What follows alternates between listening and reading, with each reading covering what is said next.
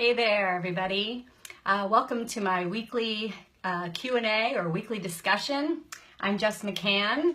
If you don't know me, you probably do because I think only my friends list can see this. I am the author of You Lost Him at Hello and Was It Something I Said? Both books are on Amazon or in bookstores. I'm also a dating and relationship specialist, which is actually a recent title for me because I realized that coach was not exactly articulating my job description, appropriately. Because people come to me and they want me to coach them, but really what they want is advice and guidance and helps, changing their patterns when it comes to relationships. And that's not something that coaches do. That's something that, I don't know, experts do, but I wasn't going to call myself an expert because I don't like that. It sounds kind of like arrogant. So specialist, dating and relationship specialist is my new title. Hi, Jessica. Hey, Tessie. Hey, Steve. Hi, hey, Kat.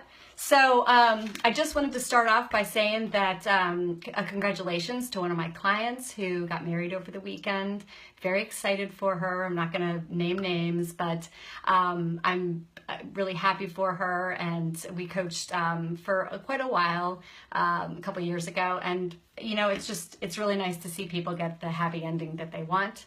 If you are interested in coaching, please send me an email. I have coaching packages that are 6 months and now a year. And I know that sounds like a long time, but it really does take some time to get through the dating process, find the person that you're looking for, and secure that relationship and make sure that it's in a good place before we part ways and let you fly on your own. So if you're interested, let me know. I'll be happy to send you my information on coaching. Okay, so today I was going to talk about app dating, and I'm going to be real honest with you guys. I have already done this discussion on Instagram, and I did it live and didn't realize that you have to either save it or let it run on Instagram for 24 hours. And if you do that, you can't save it again. So basically it's like run it on Instagram or save it right then. I chose to keep running it and now it's gone. So I thought, well, you know what? I'm already dressed up. I've already given this speech. I'll just do it again right now on Facebook Live. So thank you for joining me. Hey, Judy. Hey, Mark. Hey, Don. Okay, so we're talking about app dating. What is it? Well, if you've ever done internet dating, you sort of have an idea of what app dating is because it's very similar, except it's on your phone. So it's internet dating, but it's mobile, which makes a huge difference actually, because in the past, if you were on Match.com or OkCupid, you would have to log onto your computer, open the dating site, get into your account, start window shopping, emailing people, and then when it was time to go to work or stop for lunch or use the bathroom, you would log out and go do those things and maybe not come back until the end of the day. Now, all your dating stuff goes with you to lunch, goes with you to work, and yes, goes with you to the bathroom, let's be honest. Sometimes that's the only place you can get 5 minutes alone. So what happens? So everybody is on the app and swiping and messaging and liking all day long. It's an addiction. And what does that mean for you? Well, it means that people are getting overwhelmed, and it's causing a lot of dating fatigue. But it's also causing a lot of problems too, because too many choices can be a bad thing. And we're going to talk about the repercussions from too many choices. So I got this email that sort of perfectly articulates the frustrations that women have when it comes to app dating. And I will read it to you as soon as I pull it up. Okay. Dear Jess, I loved your last video about flaky behavior. I wanted to ask, if you do another one, can you answer this question? I have had several, and she put it in caps, several, so she means probably, I don't know, dozens, experiences where I go on a date with someone. I think it went well. The boy contacts me again on Messenger a few times, asking how I am, how I'm doing, how is life, etc. But he never requests a second date.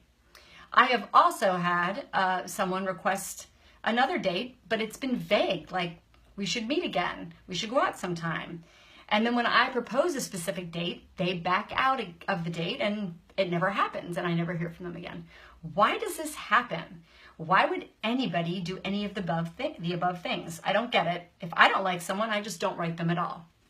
Okay, well, part of this is because men and women have different prospecting patterns, okay? So I can understand why the girl is confused, because this is how women date, or prospect, I should say, on dating apps. And if you don't know what prospecting means, you need my first book, You Lost Him at Hello. It explains prospecting. So women, when they're swiping, they are very careful about who they're swiping on, okay? They look at the guy's profile. I mean, sometimes they don't have much, they can be light, but they assess all the pictures. They see, what his write-up is. They read it, they judge it. And most of the time, I hate to say it, they swipe left, okay? Women swipe left 80% of the time. And this is just, that's not a study out there. That's just what I've noticed. In my coaching practice, when people come to me, they are swiping right maybe 20% of the time. Now, I encourage them to up that swipe rate, but the truth is that they come to me and the swipe rate is low. So on the opposite side, men are swiping right 80% of the time because they know that it's a numbers game. And they're more apt to swipe right on people because they want to match up. Hey, Sam. Hey, Stephanie. So they're swiping right and they're hoping that, hey, maybe half these girls will match with me and then we'll start a conversation. So we've got women swiping right 20% of the time and men swiping right 80% of the time. So that is a big disparity, right? So this girl wants to know, like, where do these guys go? Why are they disappearing on me if we had a good first date? Well, I mean, the truth is he's having not just a conversation with you, he's having a conversation probably with 15, 20 other girls. So that's probably what's happening. And I know that it's a good thing to have internet dating and app dating because meeting somebody is a very, very hard part of, finding love. But it is bleeding into our mentality, this mentality of window shopping or being able to swipe on people so callously and having so many options, because honestly, everybody's app dating now. So it's kind of like, I'll equate it to going to the Cheesecake Factory, because everybody kind of knows the Cheesecake Factory, and you know that when you open that menu, you are just bombarded with different choices, right? It's like, oh, I came in for a Chinese chicken salad, but oh, that barbecue dish looks good, and oh, there's a spicy shrimp Italian thing over there that guy's eating that I want to try. So you can have decision paralysis, and even though you order that chicken salad and you're enjoying it, in the back of your head you're like, but next time I'm definitely going to try that spicy shrimp, or next time I'm going to get that barbecue. And that's exactly what happens with online dating too. It's like you can go out with somebody and have a really good date with them, but then when you leave, you can think, oh, you open that app and there's so many more options, and you're thinking, well, could this be better than the last one? And it's really kind of a toxic mentality to have if you're searching for love. There was a study done by a Columbia professor at Columbia University, where she wanted to specifically study how humans behaved when they had too many choices. And it was very interesting and telling. She used jams. She put 6 jams out at a grocery store and let people pass by and try a couple of jams. And then she'd give them a coupon so they could buy one. It was like $1 off coupon. And then she took those 6 jams away and she put out 24 jams. And people, again, would come by and try them, and she'd give them a coupon for $1 off to buy them. Now, the interesting thing was that when she had the 6 jams out and people came by and tried it, 30% of the people ended up buying one of the jams. But when she had out 24 jams, guess how many people actually bought a jam? 3%. That's a big difference, and kind of goes to show you that we get paralyzed with too many options. And I think that's what's going on with app dating, especially with men. They're more prone to keep going out with women and seeing if there's somebody better out there. Women are a little less prone to that, but it still happens. So what can you do? What do you do about this? Because there's a lot of ghosting, there's a lot of rejection, there's a lot of hurt feelings that come with app dating. So how can you sort of change course here? Well, I have a couple of suggestions for you. So number one is there are lots of different apps out there and they don't all involve swiping. In fact, Hinge just rebranded themselves as a relationship app. And I thought, oh, how nice, because that will make a lot of people happy because they just don't even like the term dating. So Hinge is good because there's no swiping. Basically, you scroll to look through someone's profile. You can like their pictures or you can like the little blurb that they write about themselves. And if you like them, then you can start a conversation with them. If you don't, you just hit the little X in the bottom corner and they go away, and that's it. So it's a little bit like swiping, but I don't know. We'll see. We'll see how it works out, the whole relationship app thing. Then there's Coffee Meets Bagel. Now, there is no swiping on Coffee Meets Bagel. You basically get 6 bagels a day, which is are your matches. And the hope is that you cherish these 6 bagels and you treat them well and you talk with them and set up dates with them and go out with them. And then you don't get any more until the next day at noon when you get 6 more bagels. And to be honest, that's a lot of matches, but for a guy or a girl that's on there just swiping furiously like 50 to 100 times a day, it's definitely a downgrade and could definitely help you. So what else? What else can you do besides that? Well, if you are a guy, one thing that I can recommend if you're not getting a lot of matches or you're not getting a lot of conversations from your matches is change your picture. I do a lot of photos for women. I haven't done a whole lot of guy photos, but I will tell you guys, you need photos because some of you look like axe murderers. And I mean that in the nicest way possible, but you're scary. And women are very concerned about their safety. And if they have any hint or inkling that you might kill them, they're not going to go out with you. So although you might think that your photo is good, ask another female to judge it for you, someone that you trust and that you know would give you the honest answer. And if you need pictures, contact me, coach@jessmccann.com. I have a whole photo package and we can get some really great photos of you up. And I promise you it would make all the difference in the world. Okay, so I have a couple other bits of advice for women. If you are going on these dates, maybe you match with people and you talk with them and you actually get on dates and that's great, but you're going on a ton of first dates and not a lot of second dates.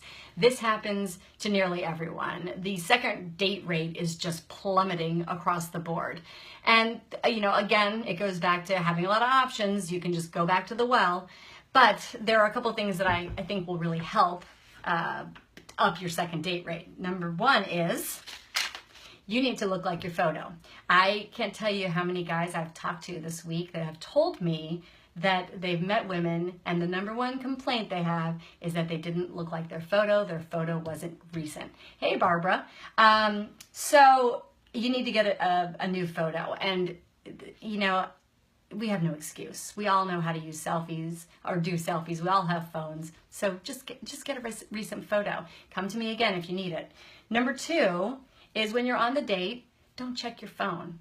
Don't see who else is texting you or emailing you or, just put your phone in your purse and don't look at it because for a lot of people, that's a really big pet peeve. And I think that's for men and women. It's just rude to introduce your phone, at the table, especially with someone that you've never met before and that you're supposed to be on a date with. So put the phone down.